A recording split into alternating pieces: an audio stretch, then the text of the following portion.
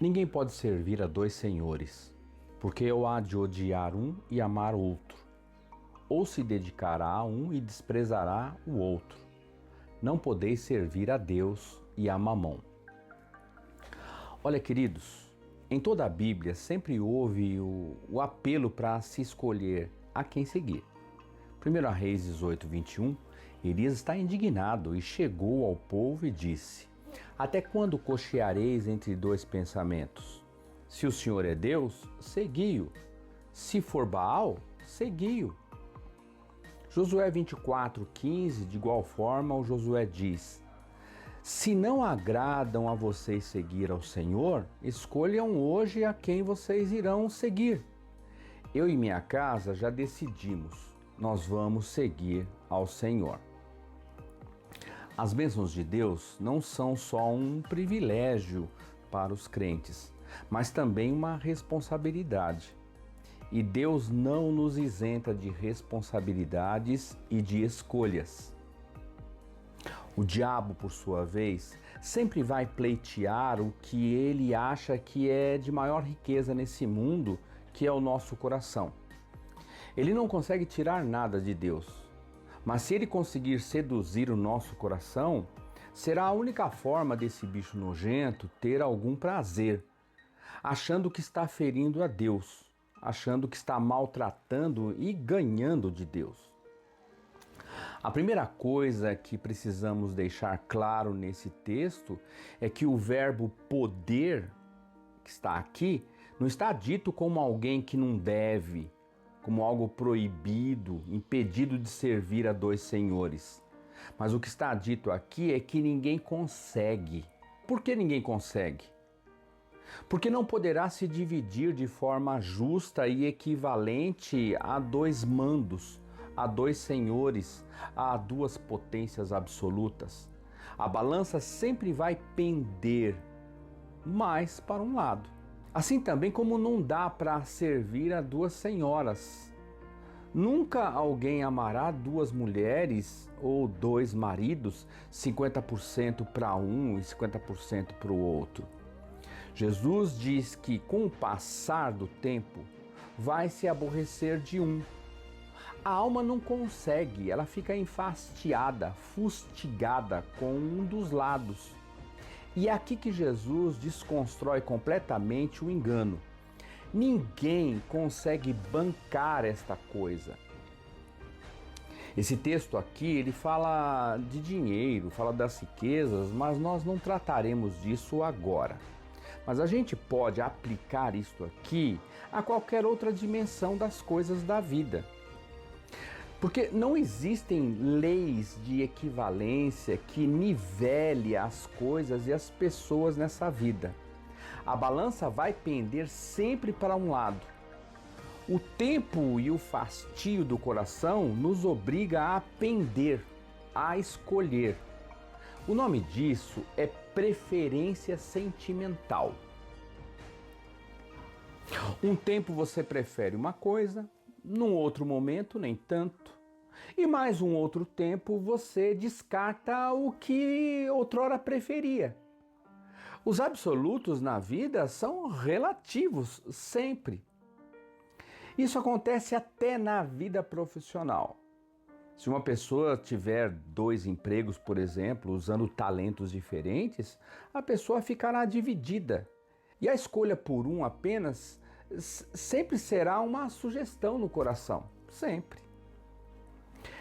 E é por isso que na nossa cultura e também na nossa fé, só se tem uma esposa ou só se tem um marido, pelas mesmas razões que eu já disse. Isso é verdade até para quem não é casado, como pessoas aí fora que namoram várias pessoas, que eles chamam de ficar. No momento, logo ali, vai ficar mais com uma do que com outra. Fatalmente, isso vai ocorrer. A alma, ela não aguenta. A alma ilude a pessoa por um período curto de tempo. E se diz, eu estou de boa, eu dou conta. Até o dia em que a alma surta e diz, chega, eu não suporto mais me dividir, ficar dissoluta, Não aguento mais ficar dividida em mim mesma. Eu não tenho mais sossego, eu não tenho mais paz. Isso já virou um martírio, porque esta equação não pode ser equilibrada, não pode ser resolvida nunca. Até acerca dos filhos. Os pais travam uma imensa luta no coração para não amar mais um do que ao outro. E ainda assim, acabam por ter mais proximidade e aconchego com aquele que é mais recíproco, o que é mais carinhoso, o que é mais simpático, responsivo, mais atencioso, mais presente, que há um maior apego por aquele que se envolve mais, aquele que se importa mais. Isso sempre foi assim na história dos humanos. Jacó, por exemplo, amava mais a Raquel do que Lia. No fundo, todo mundo acaba amando mais alguém, mais alguma coisa. Jesus está dizendo que isso se trata de uma impossibilidade essencial. Está no DNA da alma humana caída. A alma sem gerência do espírito, ela é só sentimental. Ela é refém das sensações. Se a alma não sentir, ela se encontra traída, abandonada, carente e frustrada. A alma quer desfrutar, a alma quer sentir. Daí o perigo de dois ou mais senhores. Percebam que na história da humanidade há um esforço sem medida de Deus em convencer as pessoas que Ele é o único Senhor. Ele, o absoluto dos absolutos. E que fora dele nada pode existir, se mover ou viver. Atos 17 diz isso, que toda a base de sustentação, de mobilidade e vida está nele e que fora disso é o caos. Jesus aqui está denunciando o fracasso de quem tenta viver esta ambivalência. Ele viverá dividido, viverá dissolvido pela ideia que dá para viver e descer esse rio turbulento da vida com os pés em duas canoas. Não dá, manos. As paixões humanas de amores divididos enganam por um tempo, mas só por um tempo. Mais curto do que esta alma gostaria, até que a casa construída na areia desmorona. Um exemplo clássico disso está na história dos filhos de Davi. Eles traem o pai, eles traem seus amores, eles traem suas mulheres e eles traem Deus, inclusive.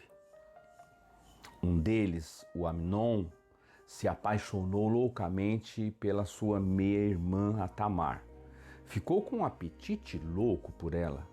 O cara adoeceu, o cara gemeu de desejos por ela, até que a pegou à força. E a Bíblia diz que ela era linda, era maravilhosa. No entanto, em seguida ele sentiu uma repulsa por ela e a repudiou, expulsou ela do quarto. E o texto diz que foi maior a repulsa e o nojo que ele teve por ela do que o amor e a paixão que ele tinha antes. A vida está repleta desses exemplos. Ou há de aborrecer-se de um e amar o outro, ou se devotará, se entregará a um e vai desprezar o outro. Isto é uma coisa muito comum na existência humana. A mente humana não se aguenta, não se banca numa entrega emocional dividida, tão intensa. Vemos isso nas relações humanas. Quando alguém, por exemplo, nos conhece e prontamente se entregam em admiração, em devoção de alma e nos acham nota 10, nos elogiam e parecem ter até encontrado e conhecido um anjo em pessoa. Mas se nós formos honestos e realistas, a gente sabe que num ponto futuro, se dissermos alguma coisa que as desagrada, que desagrada a alminha delas, e se as contrariarmos, se entrarmos num lugar duvidoso, se pisarmos numa casca de banana nas calçadas da vida, estas pessoas terão que fazer uma escolha. Se estiverem sob o senhorio do Senhor, suportarão tais assombros, né? Agora, não estando, manos, virá a frieza, o desencanto e até o desabono. bem longe do antigo afeto, que agora é decepção, agora é desafeto. O que restará será apenas a decepção e o exílio do coração, a reclamação contundente de que nós mudamos, de que não éramos o que a pessoa pensava. Quem são essas pessoas? Senão gente com a alma e o coração dividido entre senhores sentimentais. Sabendo disso, sejamos sábios e vamos abrir os olhos para ver e ter todo o corpo iluminado, como a lição que nós estudamos no texto anterior de Mateus. Primeiro, para compreender os riscos que corremos em ter mais um Senhor e vender o tempo da nossa alma a enganos, amores fracos e fáceis. Segunda coisa, para entender que os amores das pessoas conosco pode ser amor-paixão, amor-ilusão, amor de devoção na expectativa de quem podemos ser, do olhar treva de gente carente e devota do que sente, não do que sabe. Finalmente, a catástrofe desse dito por Jesus aqui é que isso resultará como doença psicopatológica, até com relação a Deus. Muita gente vai se enfastiando das coisas, da Bíblia, do culto, dos irmãos, com um rim cheio até de Deus. Eles se perdem no caminho tentando viver amor apenas sentimental com Deus, para concluírem tempos depois que o abandonaram por completo também, por viverem vida com o coração dividido. Jesus diz: esta equação psicológica não vai fechar nunca. Esta divisão interior não vai durar para sempre. A alma vai entrar em estado de escolha, às vezes até de fuga. Ela não está preparada para isso. A alma não aguenta viver assim por muito tempo. E o espírito da gente não suporta essa dicotomia, esta dualidade. Em algum momento surta. E o que sobra é desconforto absoluto e fuga para se livrar desse problema que fustiga o ser. Que o Senhor nos guarde e nos livre desse assombro dividido. Deus os abençoe.